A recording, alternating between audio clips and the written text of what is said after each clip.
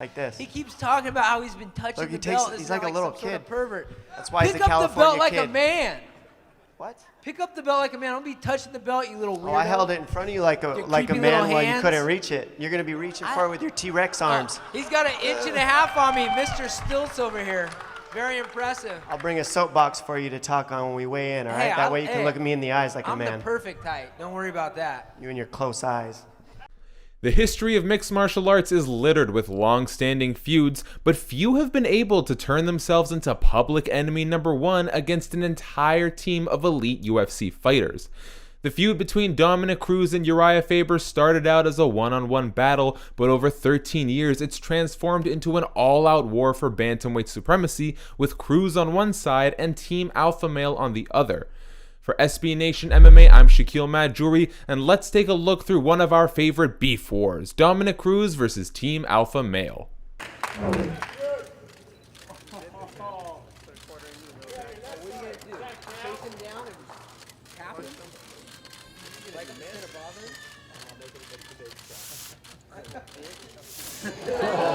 Dominick Cruz hasn't liked Uriah Faber since the moment they first met in 2006. The spark that let off the fire? Well, apparently Uriah Faber just looked at Cruz wrong. Quote, "You know, where I come from, you look at somebody up and down like that, he's lucky he didn't get punched in the face right there," Cruz said afterwards. But the animosity went further than that, with Faber allegedly stealing the spotlight in their early days. Without him, without a star, an early star in the early days of this sport, the lighter weight classes might not have been made. That's the truth. I was there right next to him, right with him. The difference is he was bashing me down while he was the star, so I didn't get the limelight. When the two were set to face for the first time in 2007, the posters for WEC 26 didn't include Cruz's face. So, Dominick Cruz decided to sign over Uriah Faber's face on all the promotional posters for fans. Quote, "I was very friendly to him when I first met him," Faber claims. Quote, "I go through and I'm signing my name, and about 3 posters in, I notice he's scribbling over my face, being a little baby." Faber would end up winning the first fight via first-round guillotine, and so, for the next 4 years, Dominick Cruz would take shots at him whenever he could. I have fun poking and prodding at that guy. I mean, he's just, he loves himself so much that it's fun to just pick at him. And he says it all the time. I'm one of the most annoying people he's ever been around, and that's by plan. That's by purpose. I plan to make his life a living hell. He's been doing this to me since 2007. This is a Faber game. He wants to turn everybody against you and make himself the good guy. He can't handle being the not liked guy. In 2009 and 2010, Dominick Cruz beat Joseph Benavidez, one of Faber's protégés, en route to winning the WEC bantamweight belt. In 2011, Faber and Cruz rematched, with the latter emerging victorious and improving his record against Team Alpha Male to 3-1. After numerous injuries keeping him on the sideline for several years, he looked to further that record against the camp, taking on TJ Dillashaw, one of Faber's prized protégés. This time, in 2016, the trash talk was turned up to another level.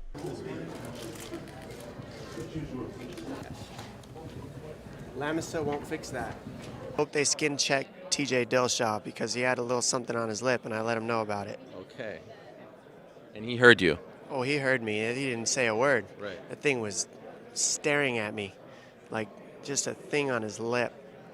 And it worried me. I was worried about him.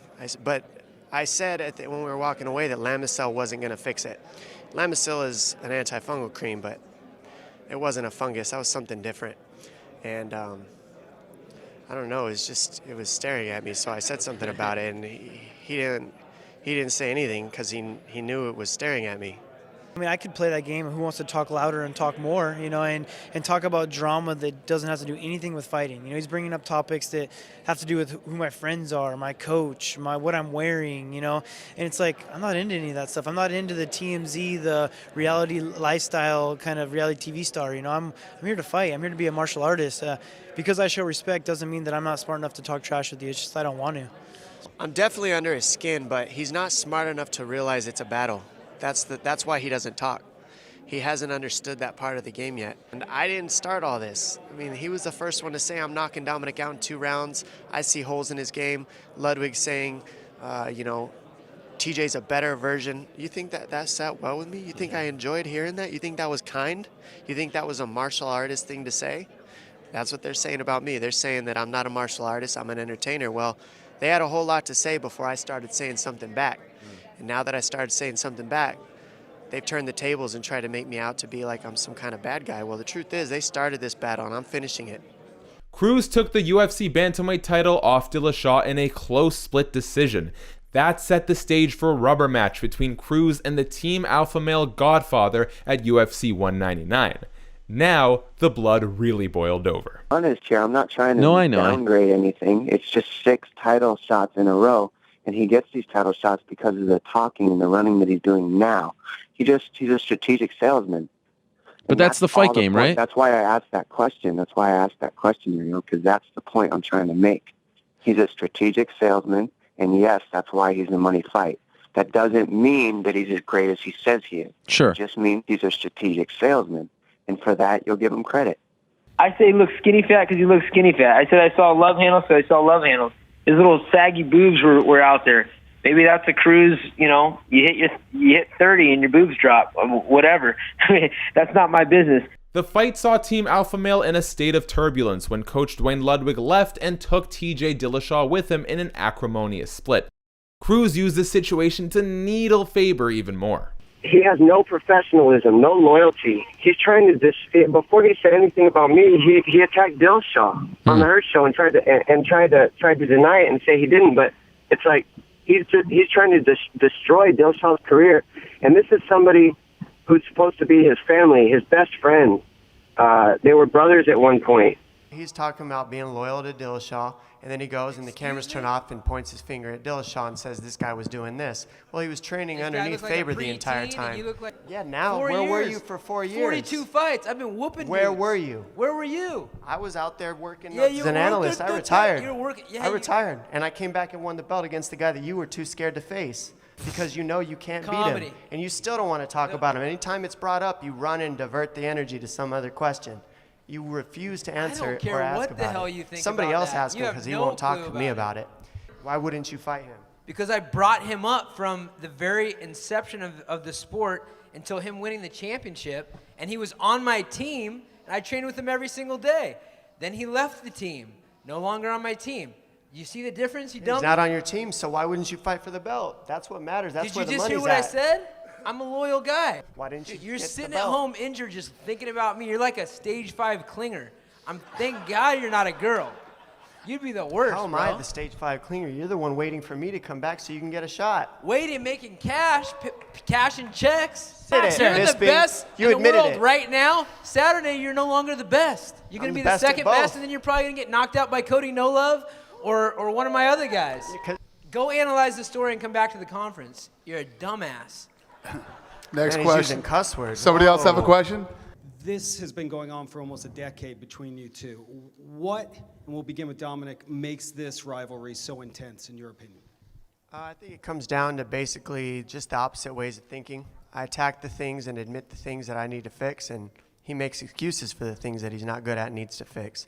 Every 8 losses that he has, the times he has been knocked out, he's trying to hold his thumb up like he wasn't knocked out or had some excuse for why he lost. I can't Here we hide are from again. the reality. I was holding my thumb up. Sorry for trying to show that I'm okay. Yeah, if you're okay with your face dragging off the mat while Barrow's knocking you out, that's okay. While Tyson Griffin knocks you out, while Jose Aldo kicks your leg off, you're not okay in any of those things, man. Dominick, you fought You're lucky 21 that times. those people. You haven't fought one of the guys that I've lost to. So not what? one. Who cares? So I'm what do you beating the mean, top so 5 what? guys to have the belt. The belt is why the we top 5 fight. The belt guys? is the pinnacle of the division. You haven't gotten near it for Dude, 4 years. Where I'm- were you on that one? I'm a loyal person. Oh, come Guys, on. please. Real He's loyal. on my team. Come on, what the I hear hell? you talking about loyalty now, right? You're talking a lot of loyalty about Dillashaw now, guys right? on my team, the guy I brought up, I didn't know I was going to get Now you're stabbed in punking the him. back. Oh, yeah, he stabbed you, right? You didn't do anything to him. No, I didn't. Yeah, okay. Not Come a on, damn man. thing. Go ahead. Next question. Dano, Does it get to a point where you're just tired of it and it's grating or tiring at all to have to deal with it? Yeah, a little bit. I mean, we just keep talking about the same thing over and over again. It is what it is. I mean, we're going to fight. You know, the talking aside, whatever's going to happen outside doesn't matter. It's about that door shutting. It's just mano a mano, just 2 of us doing it. Cruz went on to beat Faber again, making it Dominator 5 and Alpha Male just 1. At this point though, with Alpha Male's roster of top bantamweights, it was clear that this was a rivalry for the ages. I've been facing these guys since the beginning of my career. I said it a long time ago in one of my interviews that I chop one head off and another one just pops right back up. Those guys are never going to stop hating me. They're never going to stop wanting to beat me. And Faber's going to keep promoting these guys because he collects a percentage off promoting these guys. So, to me, it was just normal Team Alpha Fail business. Them talking, trying to skip positions in the line. The way I see it is just get in line, man. Beat somebody that's ranked in the top 3, you know? That's how I feel about those guys, any of those guys. And don't try to talk your way to the front of the line. For his next fight, Cruz would face his 3rd Team Alpha Male member in a row, a young up-and-comer named Cody Garbrandt that was earmarked as the future of the camp. Plain and simple, he's not top 5 pounds, like in the top 5 of the division, and that's my job to go out there and prove it. He did talk himself into this fight, 100%, and now it's my job to go out there and fight him. I want to fight him. I want to fight this man, and that's why this fight is happening, because it sparks interest. There's a beef there. This guy's been running his mouth a lot. So it's my job to go out there and shut it for him and show him why he's nowhere near the level he thinks he is. Things quickly got personal as Cruz got into it with Garbrandt's girlfriend on social media and brought up Cody's childhood and troubled relationship with his father. That led to the two having a run-in at a UFC event that had to be separated by big boy Daniel Cormier. He's public enemy number 1 to me, and I'm looking to seek and destroy him. So everything else is added to it. Everything's added to fire, added fuel, and him going on to my girlfriend's Instagram and doing that, it's a caddy to me. It's desperation. He's trying to use every angle he can to get me, unfocused, rallied up, emotional, which is good. I like to be emotional. I feel off that. I love it. I love the banner back and forth. But going on my girl site and doing that is just, I don't know. I just lost a lot of respect for him. You can say whatever you want about me, my family, and my upbringing, me being fatherless and coming from a broken family and like that. But you go in and do that. That's just childish, It just shows that he's very immature, and he's just desperate. He's a desperate man in there. That whole thing that happened with his girlfriend, first of all, I'll just squash that immediately. I have no problem with his girlfriend, right, or women in general. I love women. I respect women. I'm a mama's boy, to be perfectly honest. And by me going on there, I got tagged by her. Apparently, I didn't even really realize who she was at first until I looked into it. That she tagged me in that thing, and so all I said was actually very nicely. I said, "Don't get involved in this stuff. Your job is to take care of your boy toy. Plain and simple. I don't know how they are, who they do it, but I don't want her involved in this stuff. And to me, it's his job to tell her that stuff and keep her out of it. But clearly, she probably wears the pants in the relationship because he's a big softie, as much as he tries to pretend he's a tough guy. And she went out there and tried to defend him, but really, I just don't want her involved in it. She shouldn't be involved in it because I don't want her to get embarrassed with comments from people on the outside. And you don't get involved in this beef. This is between me and Cody only. This has nothing to do with her. And I was very kind and gentle about letting her know that. My response to his critiquing is that he's a little bitch, first off, and he's scared. I went up to him before the fight. We walked in. We're getting, security patted down. He was sitting around there. I just went up to him and let him know, hey, I'm going to knock the K out, and then you're next. And you should see how scared that dude was. He was looking around to see what's up in his face. He was scared to see around that security was going to break it up, and wants to bring up daddy issues and this and that. He was so scared that his voice was squeaking out like a little bitch when he was trying to talk shit back to me. He's like, oh, man, it was hilarious. I felt the energy of how scared he was. And he's a dead man when I lock horns with him. It's just a matter of time. He took umbrage with the fact that you spoke about his dad and made it personal like that. Was that a conscious effort on your part? Did that just come out of nowhere? Why did you bring that up? Well, I brought that up because, to be perfectly honest, I see similarities in himself and myself. And I grew up without my father around, and that's okay. The difference between me and him is I've dealt with those demons, and I've forgiven my dad, and I've let go of that entire situation. And if he had done the same like he should have, it wouldn't even have ruffled a feather on him. But like I said before, he's such an emotional, trying to perceive some savage being that he's not. that got right under his skin. I brought it up for 1 second, and he ran with it, and he's still crying about it. He put an interview I did on his wall about my dad, and it's like, it's no big deal. Talk about my dad, talk about my past. I brought it up for everybody to know about because it's in my past. Me and my dad have a decent relationship now. I don't talk to him very much, but it's no big deal. Like, that was one little thing, and I've just let go of that situation. But I knew that he hasn't. So I brought it up to let him stew on it because I know that he can't deal with it in his own head. Forget what I said about it. The real problem with Cody is he's mad at himself for not being able to let go of the situation and the anger that he has towards his own family. That's his problem, not mine. Damn. No, we're walking into the arena. Okay. I see him just sitting right there. So I went up to him, just let him know, hey, you know. What'd you say? I just walked up behind me. He's like, what's up, man? Like, what, like thought we were cool. I'm like, we ain't cool. Don't what's up, man? Me, motherfucker, you want to sit there and talk shit in the media about me being fatherless and this and that. And then he, like, spouted off, like, F you and all this. And I was like, that's all right, man. I said, hey, I'm going to knock the K out on your next, man. I said, just get ready for it. I said, you can't run. I said, I just slapped you right now. You're like, I got to fight. You know, and he was just trembling in fear. I could feel his body radiating fear from me. Wow. You know, I felt bad for the guy. He was looking around. He literally had fear. I could see it. I could feel it off. I can feel it off that I can judge someone by, you know, body language and eyes. He was scared, looking around, looking like, security, we come stop this. You know, we come get this animal out of me. Can get this savage away from me. And that's what he's going to be trying to do, run in there. Reebok should give him a pair of shoes just to run the whole time in the fight. He searches me out, just like Faber did after I beat Dillashaw. Faber came to the back and found me where he knew I was going to be. It's not hard to find me, Ariel, especially when I'm working for Fox. You go to the back, you know I'm back there, you know I'm working the cameras, you know exactly where to go to find me.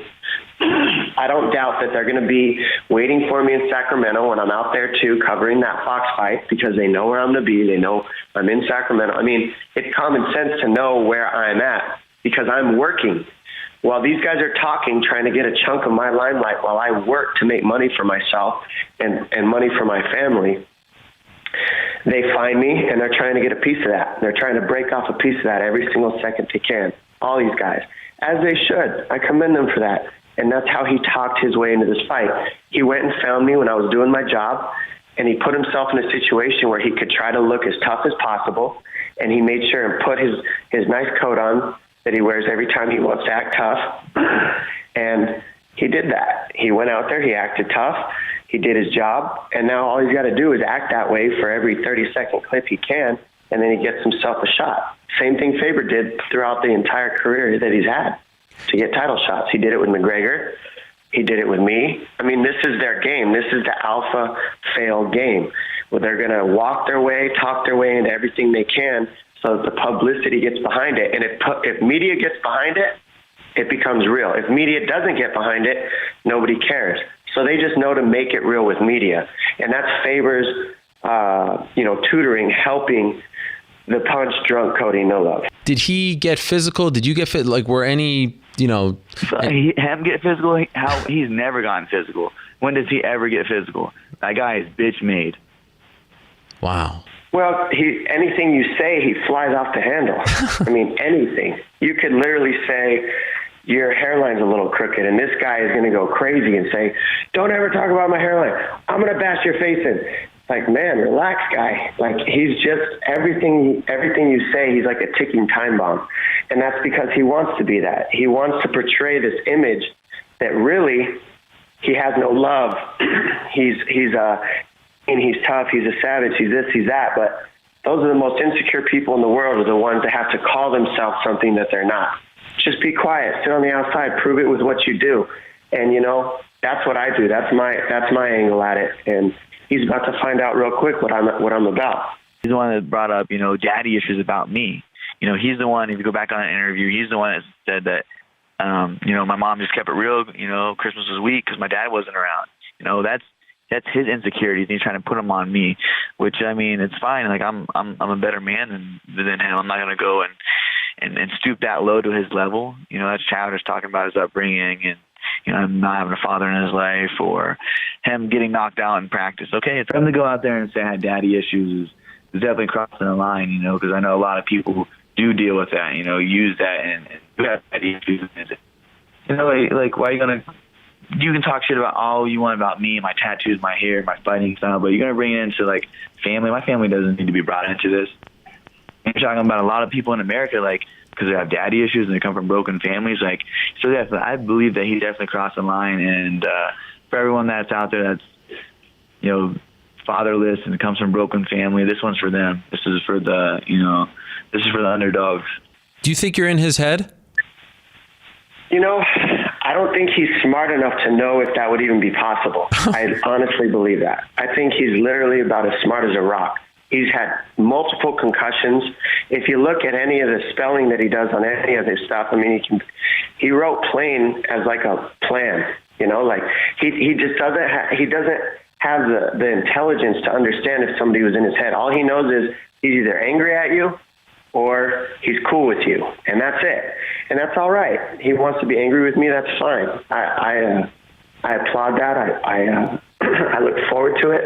It makes this seem more fun for me. But I've had far greater things than Dominick dork-ass Cruz standing in front of me. He's trying to steal a dream, and he just added fuel to the fire. And I'm really going to go out there and break his jaw. Faber, Benavidez, Dillashaw, you know, he's had this history with Team Alpha Male, and one could say that obviously you're the next guy, but there's no one really in his weight class that's coming up after you.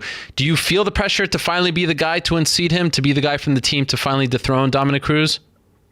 You know, no pressure. You know, I'm no pressure. I'm enjoying it. You know, I'm enjoying the process of becoming a world champion. Are you sick of media yet? No, man, loving it. It's good. Good to talk shit on Dom. I love it. Yeah, does that get old? No, not at all. Garbrandt put on an absolute striking clinic on Cruz, winning a clear unanimous decision and doing something that no Team Alpha Male member had done in a decade. He dominated the Dominator. We were talking back and forth every time we'd hit one of each other, and I loved it. That was fun. I remember looking in the third round when he had blood spewing down his face, and like I said, he was chattering back and forth with me the whole fight, and I said, "You having fun yet?" And he didn't answer me, and I knew right there that was my fight. But, you know, he's a great shit talker. You know, he knows he knows a lot of good words. He speaks well. Shit, I couldn't read till I was in the third grade. You know, I barely graduated high school, so I knew what I was getting into with him. I just knew I didn't get emotional and let his words and his trash talk, you know, get me emotional in there. I know I had to stick to my game plan and my strategy, and I knew I would take over. Dominick, obviously a tough night for you tonight. What was tough about it? Walking away with the loss, of course. Loss is part of life. If you don't have loss, you don't grow. Sting more because it's Alpha Male? No, I mean, I've fought these guys how many times? I know I'm not out of this. Cody knows I'm not out of this. TJ knows I'm not out of this. Everybody in the division knows who I am and what I am. And regardless of this loss, if they fight me, they better have their head on straight because I'm coming after them. And that is where we currently stand on the rivalry between Dominick Cruz and Team Alpha Male. Cruz has a big 5-2 lead, but with Faber's camp always churning out more stars, who knows where we'll end up. Plus, Cruz is making a comeback against Henry Cejudo, so the door is wide open. Faber and Cruz have said that the beef is squashed, but they just can't help but take shots at one another. In the middle of this interview, your old friend Dominick Cruz texted me and he said he wants in. He wants to have a word. So let me say hello to Dominick Cruz. As you just said, you have no problem with him, so let's have some fun here. Dominick, are you there? What's up, guys? How we doing? This is great. How about this? Uriah, Dominick, Uriah. Whoa, Oh, man. Here we go again. What's up, buddy? Can't get rid of me, and I can't get rid of you. Yeah, that's bad news. Is it true? Are you sitting in the house that you bought from beating Team Alpha Male fighters? This is true, yes. But at the same time, you know, there's been a lot of learning going on in our lives. As you get older, I get older, and we all learn together. Faber, keep growing, bro. Yeah. Hey, you know, you bought the one house. Joseph Benavidez bought 3 houses by the time you bought one house. You don't know what else I bought, do you?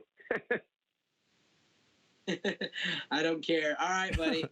If you like this video, let us know in the comments section which is your favorite fight in the journey between Cruz and Team Alpha Male. Also, the best way you can help this channel grow is by clicking like, tapping subscribe, and that notification bell for more MMA goodness just like this. We wish you well and stay safe.